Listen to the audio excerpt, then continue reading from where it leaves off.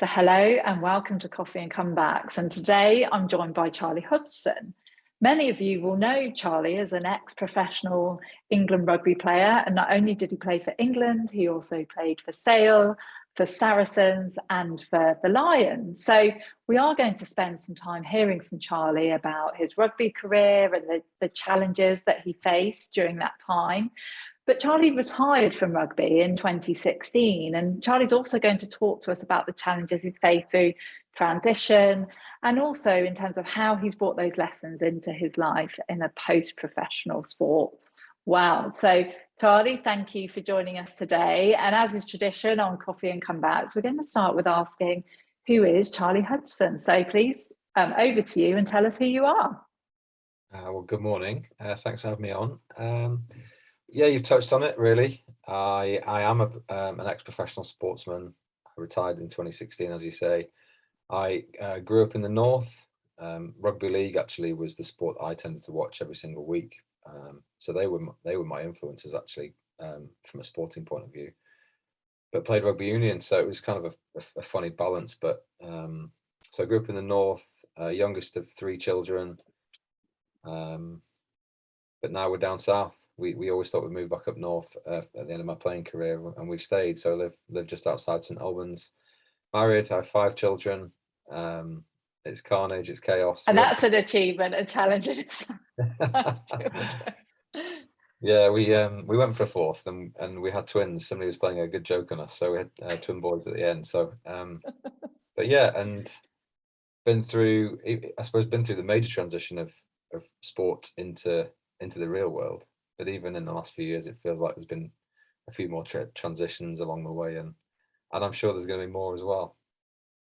Yeah, if that's one thing we can be sure of in life, it's the challenges and transitions. And definitely want to spend some more time speaking about that. And obviously, a lot of people listening will be able to relate to that, because even if they haven't made some major life transitions, actually we've all almost had some enforced upon us, what with the pandemic and the amount of change that we've all actually been undergoing over the last couple of years. So I'm sure lots of people can relate to what you're going to talk to us about. So on that note, which life events are you really going to focus on in this first element of our conversation, where we really think about what's had the biggest impact on you in terms of determining your success, but also where you've learnt the lessons in those really difficult times?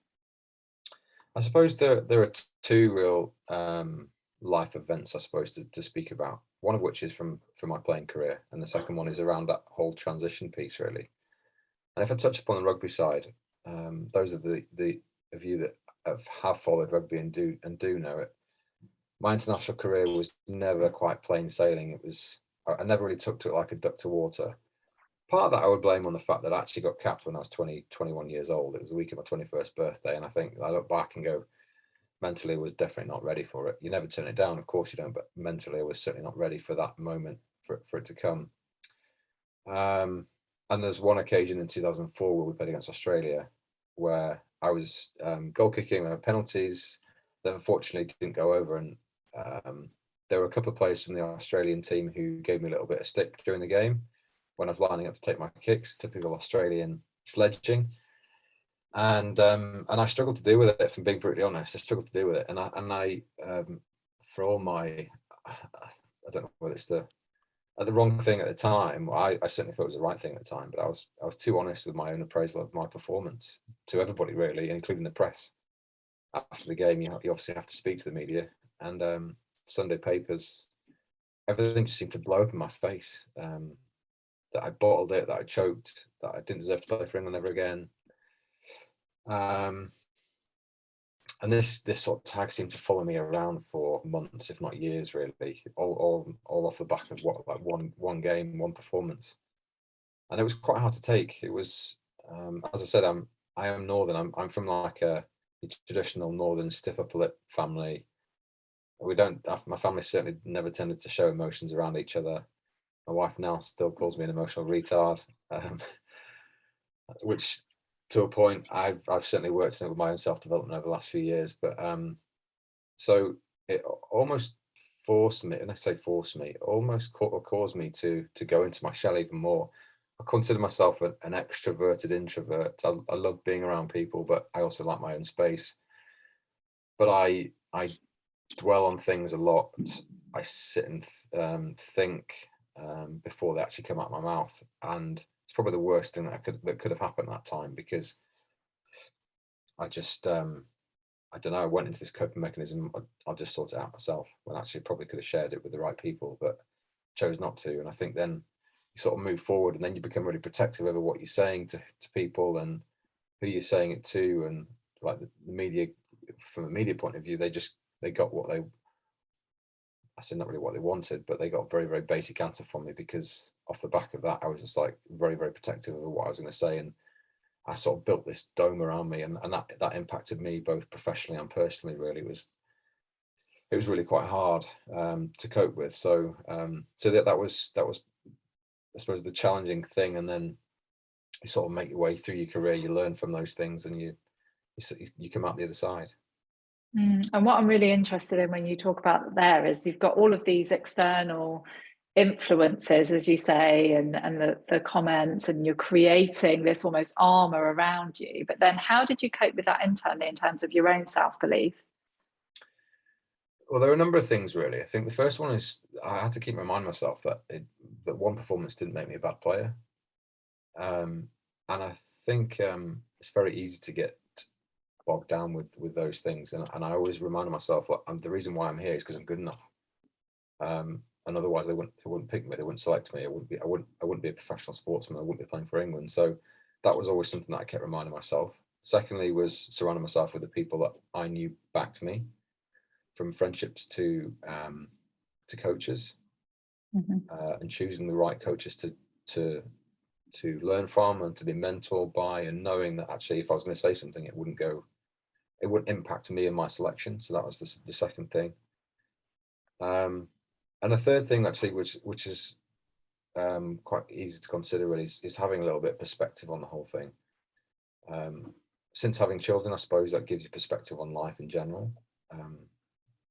You'll know more than ever when you've been in the military, life is precious, and what I was doing pales into insignificance in relation to something like that. So you kind of go, well, I was playing a game of rugby at the end of the day. It's not life or death situation. So you immediately put perspective on things. And interesting enough, when I finished playing and I sort of went through this whole self-development, personal development stuff, one of the questions around perspective is, will it matter next week? Will it matter in a month? And will it matter next year, in a year's time? And I think if you ask yourself those questions, then actually it gives you a huge marker on where you're at. And so those things for me were really, really quite important. And I suppose into sort of bring all that together, interestingly enough, I probably did those things without even realizing it at the time. It's only since I've sort of reflected on it and come back to it and go, well, what actually happened and what did I do, that actually that's kind of how I've managed to sort of piece it all together, really. Yeah, and I love that piece on perspective. And actually, you can even apply it to micro moments, can't you? And whether that's with children, whether it's, you know, situations at work or with personal relationships, where it's that whole, do I confront this? Do I deal with this? Is it really an issue, or will it not matter tomorrow? Is it an in the moment thing? Because, you know, I know you said about perspective around life or death, and I completely get that, of course. And I think that, as you say, gives me a lot of perspective in life, when I rarely get particularly stressed at things at work, because I would say, well, you know, nobody died. I know that sounds really sort of extreme, but it's that whole, you know, let's just take a moment, as you say. And I think what's interesting, and I'd love to explore a bit more, is about pace, because you talked about, you know, how actually, I love this quote, one performance doesn't make me a bad player. And I think, you know, I think every single one of us, we've had a bad day at work. We've had a meeting where we've not performed at our best, or we've run a race that hasn't worked out for us. That's part of being a high performer. It's actually just part of being human, isn't it? That we fail. So the first question I have is around the pace element. So if you're in a fast-paced environment, and whether that's rugby, whether that's a particular role that you're performing outside of sport, what are your thoughts on pace and how you sort of balance that pace of it's fast-paced, but you need to take a step back? did you sort of do that consciously at the time, or is that something again that you've learned No, in hindsight? I think that's just the environment that we were in. Whilst it was fast paced and things did move all the time, decisions were made very quickly, both on and off the field.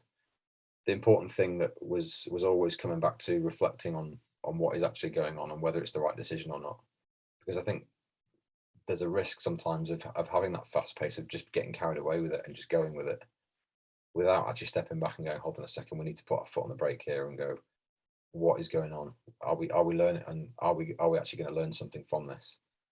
And so it's so important that you do stop and reflect, because if you don't, you're just going to get lost, I think. Yeah, and I guess in rugby, that's in the post-match, evaluation that you look at, it's both post and pre. I mean, you've got to go into a match with some sort of plan, and it needs thought. You can't. So there has to be time when you pick up the pace and you pick up the intensity through the week, leading into games.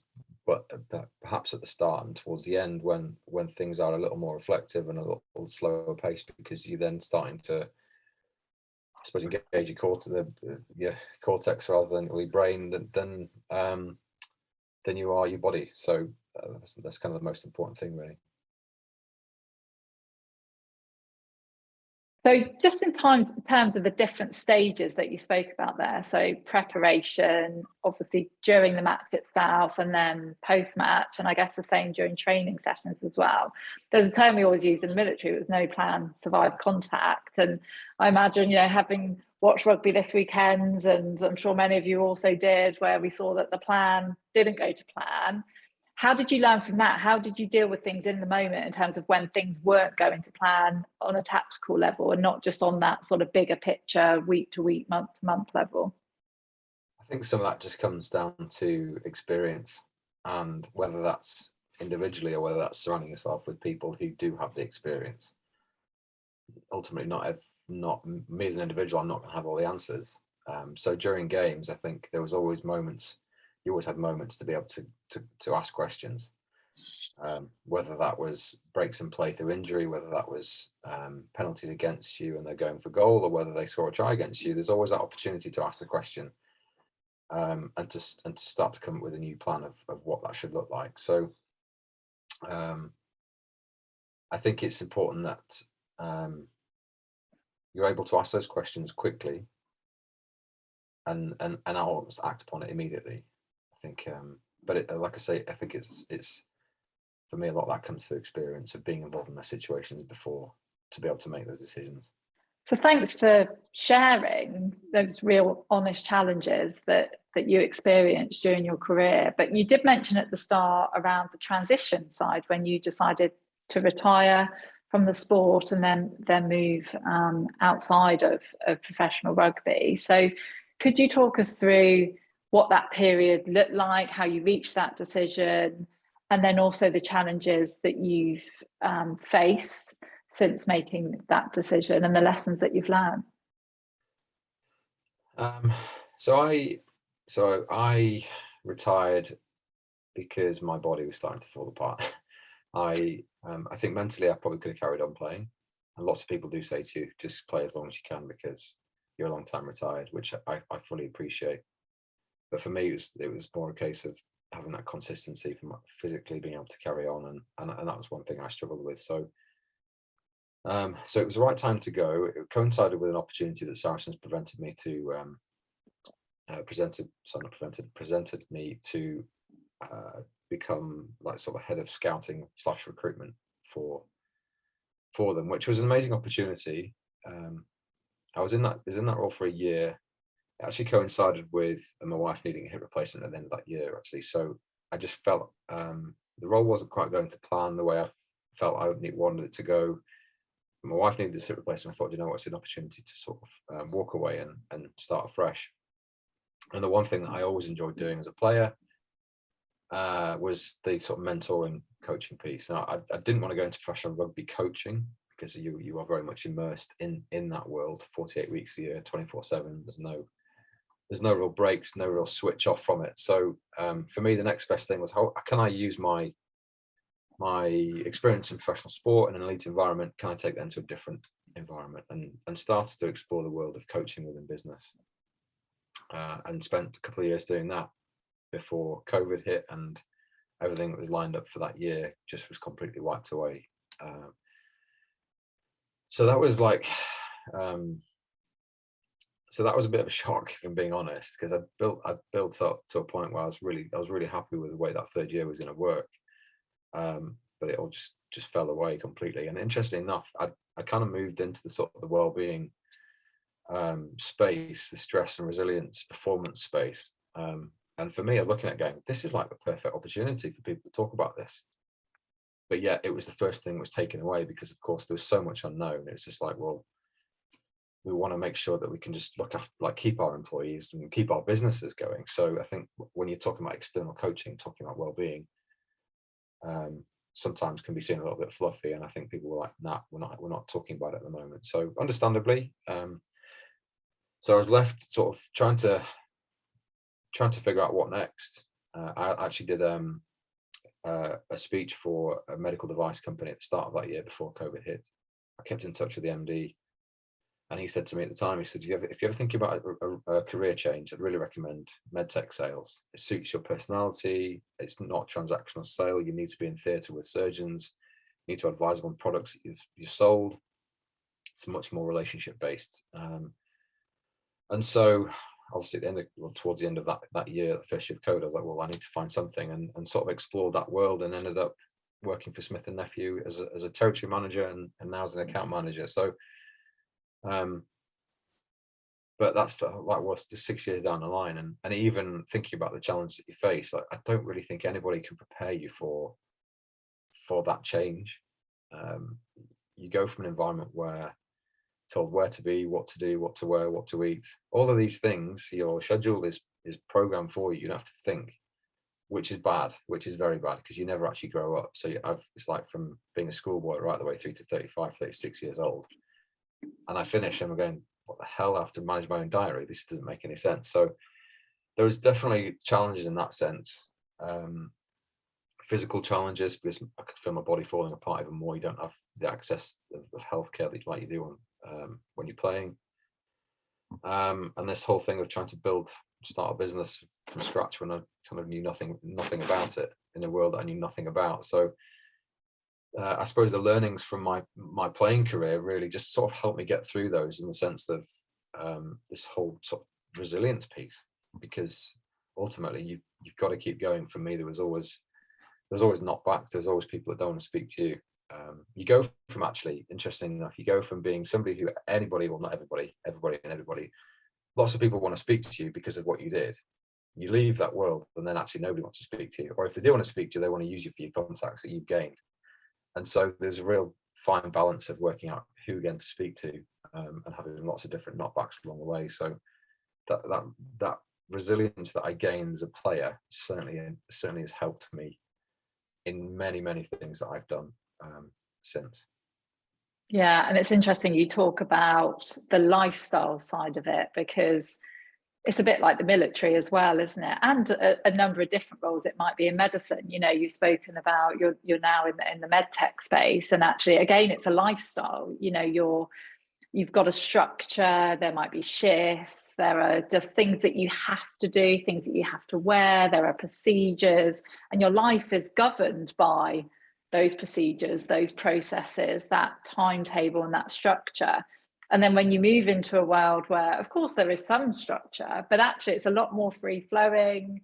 You've got a lot more control, which for some people is amazing. For others, starting to realize that I've got to be a lot more accountable and responsible for my time and what I do can be a real challenge. And, you know, I work with a lot of people when they're transitioning, or they're looking at making that decision, or there might even be a long time through that transition. And it's almost going back to, was I prepared for that transition? Did I think about those things? So I guess for our listeners, what would be really good to understand is, if you were to go back now to pre-retirement from rugby, what are the things that you wish you did before the transition, and that maybe you thought about? So are there lessons that you could share from that point of view? I think it comes back to this whole idea of being prepared, doesn't it? I think one thing I did as a player that certainly helped out was be financially stable to a point. Not to say financially stable, that's not to say that I can retire and walk away into the sunset. It'd be nice if we could do that. I just put myself in a position where I could support myself and the family for a year or two post-retirement. So when I was in that situation where I wasn't quite sure, then at least I had this safety net. But that only goes so far, doesn't it? And the one thing I suppose, there are many things I still reflect on. I go, should I have done this? Should I have done that? Should I have done a course in this? Should I follow the passion of doing this? I don't know. These are kind of like questions of should I, shouldn't I? And I think if you dwell on them too much, you think you can really get a little bit depressed by the whole thing. Because, I mean, I think about the time that I wasted. I mean, I could be a doctor by now, for God's sake. But like the amount of time you spend sitting in coffee shops and talking absolute rubbish to your mates. I mean, like stupid things like that. But and you sort of convince yourself that what you're doing is the right thing because you need to rest and recover. And actually, you're like, I could have done all that before I had kids, and it would have been much easier.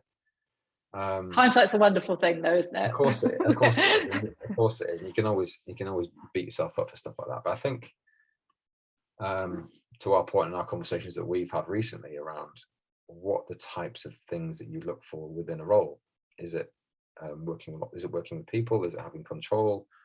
What the values that you hold? I think, and certainly recently we've actually done that. Actually, when you start to reflect and really delve deeper into what makes you tick.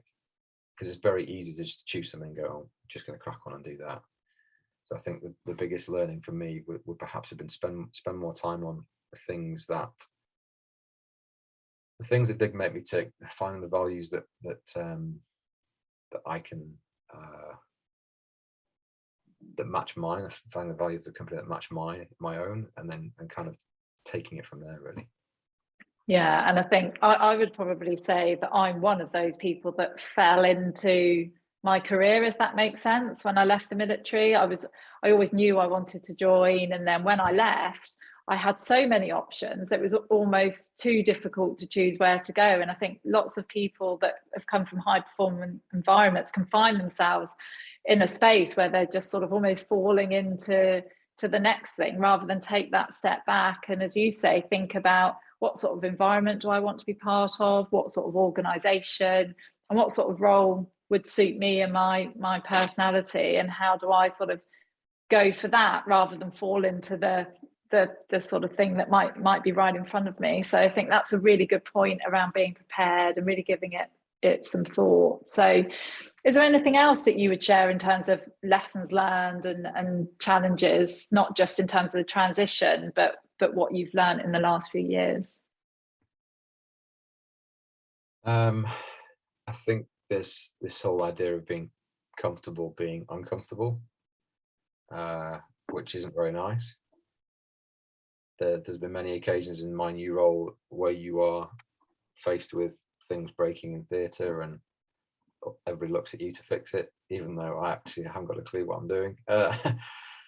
So slightly worrying. But so yeah, there are things like that where you just have to kind of get on with it, and this whole idea of being uncomfortable. But I think, yeah, again, it's that experience that I've had. You just accept that you will be in these situations, and you will come out the other side. I think that's probably, and it goes back to that perspective thing again, doesn't it? It's whilst it might feel bad at a certain moment, and you might get quite emotional about it, actually in a couple of hours time or tomorrow, it could be a completely different situation. Yeah, no, that's so true. And it comes back to the point around everything in life is temporary, good or bad.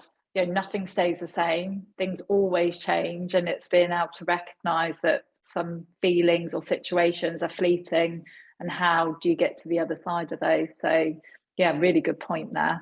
Charlie, I really enjoy this bit of the conversation, because I always think we learn a little bit more about each other when we get an insight into some of our favourite, whether it's films or books or interesting facts. So let's start with your film. What's your all-time favourite film?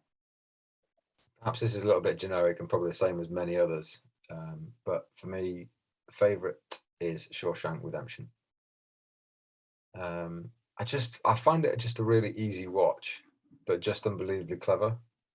And I think part of that is as well is you can watch it and actually you know it's coming, but yeah, I'm more than happy just to sit through and watch it again.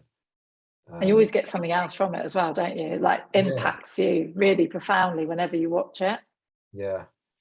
And I'm not a huge film fan actually. I've never been one to make a huge effort to go to the cinema or sit down and watch a film.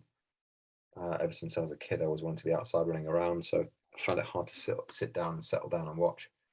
So I'm all, and sometimes I'm much better at watching an older film that I've seen than not wasting my time, but going to the cinema and watching something new, because I'm like, if I've wasted my time watching something I hate, I'm going to be really disappointed. So which is such a bad way of looking at it. I know it is. I just sometimes choose to go, do you know what, I'll watch this because I know what's going to happen. And I'm quite happy with that, really. Maybe that's just the boring northern in me, I don't know. Efficient with your time, maybe. So do you take the time to sit and read a book then? And if you do, is it listening, reading, and what's your favourite book? So I'm more into listening actually, but the one book that caught me, bizarrely, was a book that was bought for me. It's called The 7 Stages of Death by Dr. Richard Shepherd. This guy's a forensic pathologist, so he is he's asked by the police to uncover why people die, and it goes through stages from birth, babies, toddlers, children, adolescents, all the way up through to 80, 90-year-olds. I think there are 24 cases that he talks about. And more often than not, the police are standing there going, "It's definitely this, definitely this." And he starts to unpick why somebody has died, and it's just really interesting. Maybe it's a little bit morbid, but it's a really interesting book, and one that I literally couldn't put down, and I don't often do that. So I really enjoyed that. And then on a more ridiculous side, I do like listening to the odd podcast, but some of it is just like the rugby ones. But I started listening. Don't. My partner's always got them on in the car, and I'm like, literally, this is just blokes having a chat. Like, you're listening to blokes having a chat down the pub. He's like, yeah, exactly. Exactly, and I think that's why it's so easy. But for some, and I clicked on my dad wrote a porno recently, and it is like I couldn't get into that. Could you get into it? I've listened to about 4 episodes, and it's the most ridiculous thing ever. It is entertaining. I've had it when I've been running and stuff, and I'm laughing out loud as I'm running around. But I'm not sure I'll stick to it because it is ridiculous. But yeah, 2 slightly different things there on there. Yeah, no, but it's quite good though. What you're highlighting there is that people like to listen to things a bit like we're doing here in terms of our conversation that they can relate to, and that it's not all sort of deep and heavy, but actually it's a conversation. Well, anyway, let's move on to the next question. Speaking of that, what's an interesting fact that most people won't know about you, apart from the fact that you like listening to do you know what? I was trying to think of something recently. The only thing I could come up with, and it's probably not even that exciting, since I retired, I've not put my boots back on at all. I coach a little bit, like the under 14s at local rugby club, but actually to play and to do and to throw a ball around, I've not put my boots on once. Some of that is through injury. Stupidly, I've also signed up for the London Marathon in October, but I keep getting injured because I keep breaking down. So I think some of that is, but some of it's also, I don't know. Yeah, I don't know why that is, but yeah, I haven't put my boots back on since I finished playing. They sit in the cupboard and they haven't moved. And do you miss it? Would you like to put your boots back on? I don't miss getting my head kicked in. Do you miss the game? I miss the sort of social element of it, really, and I get that by being at the rugby club at the weekend on a Sunday morning and stuff. So yeah, I mean, don't get me wrong, I'd love to have that competition again, but I think for the risk of getting injured again and getting smacked about by some 22-year-old, I've got no interest in that. Watch this space though, you might get a call up now to go play for the Legends. Thanks, Charlie. Really enjoyed that and finding out a bit more about you. But let's come back to your career. So I know you've already touched on it, but could you just give us that timeline in terms of your career today and where you are now in terms of your professional life and how some of those challenges have shaped your career now. So yeah, 16 years as a professional sportsman, retired in 2016. I played for Sale Sharks for 11 years, Saracens for 5. I then went into a scouting and recruitment role for 12 months. I was then did some business coaching work for 2 years, and then into medical device sales with Smith & Nephew now in the sports medicine side. So a varying degree of, I suppose, a mix of things really. And I suppose when you look at the medical device stuff that I do now, with soft tissue injuries, this type of injuries that I actually experience, so ACL injuries, shoulder injuries, instabilities, all those products that we sell are fixing those problems. So, and I suppose because I suppose this job now leans into my past, is it's always remembering that as a patient at the end of the table, like, how did I feel when I was injured and I needed something fixing? Granted, we were very lucky we get seen straight away by surgeons and have our scans done and stuff, but for me that's always been a huge driver to make sure that the surgeons have what they need. We do lots of different things to supplying instruments for them, to providing the actual pieces of kit that go into the body. So, and it's just making sure for me is providing a service for them, ultimately for them to be able to do their job properly, but also remembering that there's a patient at the end of the table, and it's exactly how I would have wanted to be treated as a player, making sure that I was going to be fixed the best possible way using the best possible products. So that's the first thing. And I think, and the second thing, I suppose why I went into coaching and why I like working with people is because I've experienced different cultures, of different environments, work with different coaches, different managers, like a huge spectrum from like C-suite level to like academy level to the cleaners in the building. I mean, that's obviously generalization, but for me, it's being able to use that knowledge and that experience that I've had to be able to pass it on. That's why I wanted to go into the coaching side, because there's so much to talk about when you're talking about performance and culture and leadership and teamwork and all these sorts of stuff, really. The one thing I have noted actually, and it's also to bear in mind, that is not everybody wants to be high performing. Sometimes you can walk out and you can leave an environment like that where everybody's doing the same thing, so that's an expectation that's what you do, and actually you can leave that and you go, shit, actually some people don't want to do that. Some people just want to do their job and walk away from it, and that's been a good lesson for me actually, is learning that people have different drivers, and not everybody always wants to get right the way up here and put themselves under that pressure. So it's a good check for me, I think. Yeah, there's a couple of really good points in there, and that whole piece around that everybody wants to be high performance is, I think, really spot on. But actually, most people want to be the best that they can be, and it might be that they want to be the best parent that they can be, or the best sports person, or when they go into it, most people want to sort of at least be doing the best that they can in terms of what they see as their best. And that's it. I think it's recognizing it. Yeah, sorry. I think some of that is being an environment, or providing an environment for people to do that.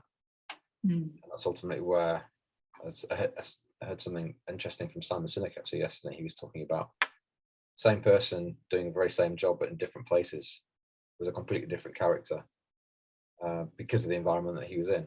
At one place he was absolutely loving his job, went to another place to do the same job, hated it, and felt like he couldn't be himself. And it's really interesting, isn't it, how an environment can create an environment for people to achieve and do what they want.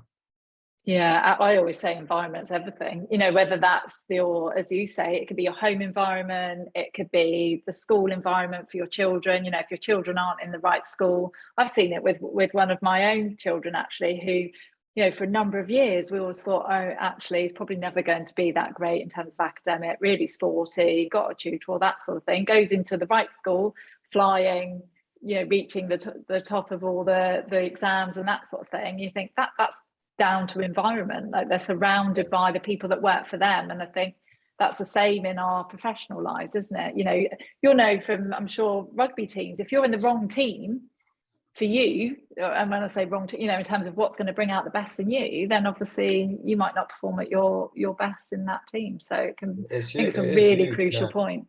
It is huge. I think I even reflect on my back end of my career between being at Sale to being at Saracens. I was doing the same job, just working with different people. It's amazing how that environment and those people can give you another boost to improve and get better again. Yeah. Or like you say, the opposite, in the wrong environment, and actually it drains and actually becomes a real negative in terms of performance and dynamics. So just going back to the other side of things that you spoke about, I love the fact that you talk about a patient being at the end of a situation. I mean, I might even have some of your, as you know, I've got metal plate in my shoulder and just had a spinal fusion. So I'm sure there's some products in there that were used. But I guess that's the point, isn't it? That ultimately it's down to, are you going to achieve the best outcome for the client, for the patient? And I think in any walk of life, you know, in my previous life in terms of financial services, you know, you see a lot of people and companies might talk about, well, we're really, you know, we're client driven, we're client centric, but then behaviors might not always demonstrate that. And it sounds as though that you're someone that really lives and breathes that whole ethos and culture, and that sounds like it's really important to you. Are there things that you've done to really sort of, you know, create that culture around you, or things that you look for so that you feel like you're aligned with where you are? Yeah, I think so. I think I suppose when I started doing what I'm doing now, is that I looked at it from sort of two sides. One of which is product knowledge, clinical knowledge, having those conversations, and the second is providing a service for your customers. I knew straight away I couldn't have those clinical conversations with the surgeons. I knew I didn't know the product very well. So so therefore, am I really going to be adding value to my customers at that stage? No. Where I can add value is actually with my effort and with my time and with the service that I give to those people. As I say, with the patient at the end. So I think for me, it was really important to align myself and for them to understand that that was my approach, certainly going into the role first and foremost, because it's all I could give, whilst it took me that time to learn everything else.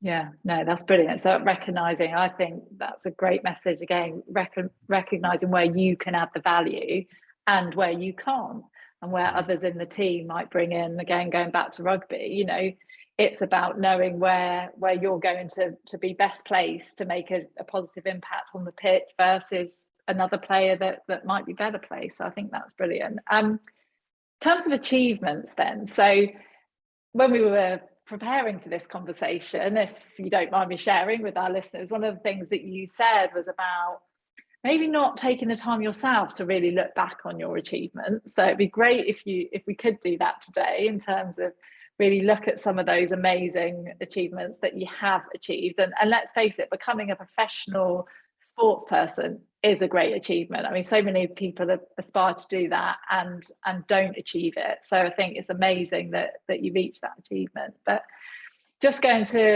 back to the, you know, standing on that mountain point, where too often people can just continually look up the mountain and say, I've got that to achieve next, I've got that hill to climb, rather than stand at the top of the mountain they've already climbed and look back and say, look how far I've already come, and I'm already at a peak and I can move on to the next one. So yeah, could you just share your thoughts on that, and in terms of the concept, but then also some of your greatest achievements and career highlights? Yeah, like you say, I've said I'm not very good at acknowledging my achievements. I do tend to look up and not look down, whether that's from the environment that I was in. I think sometimes situationally, I think sometimes you can come to the end of the season and you can and then you can be selected to go on a tour somewhere. So the celebrations are quite short and sweet, which they're great, but you kind of like, okay, I've done that, put that into a box, I'm going to move on and move into something else. And so perhaps that's a situational thing, and me not consciously making an effort at the time to acknowledge that that achievement. But I also know that it is a fault as well. I think, like you say, you've got to look down, you've got to appreciate the things that have done. And I suppose highlights for me, God, where do I start? Winning the Premiership with Sale was an amazing achievement. Winning it again with Saracens another couple of times was amazing. winning the European Cup was amazing. Still the highest point scorer in the history of the Premiership. The highest point scorer in one international match for England. What individual points tally. Newcomer of the Year award for Smith and Nephew 2021. So I don't know, like there are lots of things. That one actually, that last one, the Newcomer of the Year, was actually, whether that was more special or not, I don't know. But rugby is everything I've ever known, really, and something that probably comes more naturally to me than selling medical devices. So for me, that was really nice to be acknowledged that way by the company. Yeah, and I think, bear in mind what you said to us about the challenges of transition. That I feel like the really amazing recognition of how you've overcome those challenges. You know, despite those challenges, you're still recognised for being somebody that's adding a huge amount of value to the organisation, and obviously to clients and patients. So that is a massive achievement, and great to hear about that. Thank you. So what would you say is different about you now, having experienced your rugby career and having been through the transition? Some people will probably disagree with this. I think I am more open with people. I certainly explored that external help, coaching, personal development, whatever you want to call it, counselling, since playing. And I think, and as I said to you at the start of the conversation, my wife thinks I'm an emotional retard at times. So for me, that's always been a goal of trying to be more open, first and foremost with her, but with friends as well. And I think certainly men we can get. I suppose we certainly can bottle things up much easier than women do, and perhaps that's a generalisation, but I think women are much better at wearing the heart on their sleeves than men are. And I think for me, it's important to be able to show off our true selves and not just hide behind it. So Charlie, do you have some key messages or lessons that you could share with us, our listeners, that we could all learn from and take away?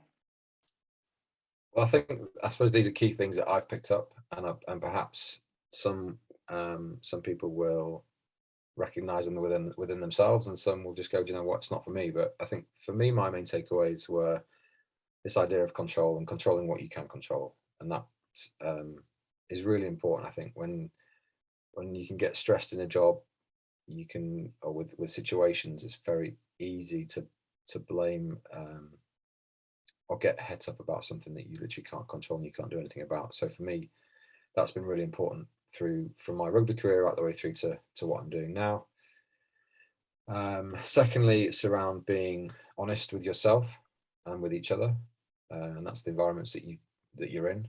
Being it's a safe enough space to be honest and to be able to speak openly, and that idea of being open is being humble enough to ask for help.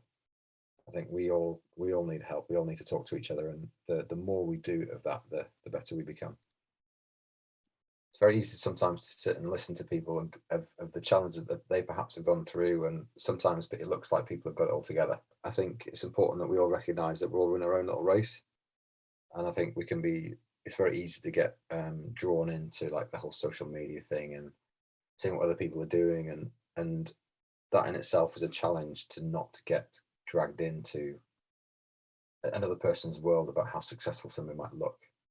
Thanks for your time today, Charlie. I mean, you've spoken about the importance of being open and being honest, and I think I can speak for all of our listeners when I say that, you know, it feels like that's exactly what you've done today. And you know, as you've said throughout the conversation as well, not everybody wants to be high performance, and that's absolutely fine. But the messages you shared are actually things that any one of us can take away. So thanks again for your time, Charlie. Really excited to see where your career continues to grow, whether it's at Smith and Nephew and beyond in the future. Just really excited to keep in touch, and thanks again for your time. It's a pleasure. Thanks for having me on. Thanks, Charlie.